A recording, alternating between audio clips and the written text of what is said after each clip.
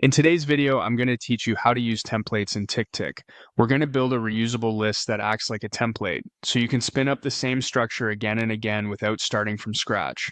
Start by opening TickTick in your browser and make sure you're signed in. Once you're in, look to the left sidebar and open the Lists section.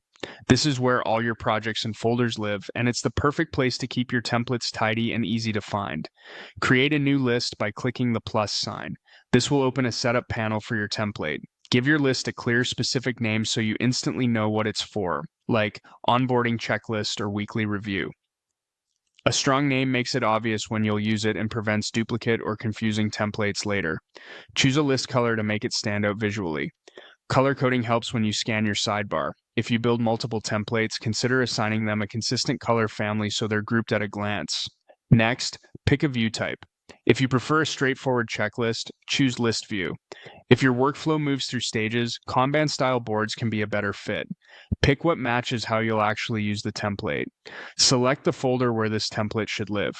Keeping templates together in one folder helps avoid clutter and reduces the risk of accidentally editing the wrong list during a busy day.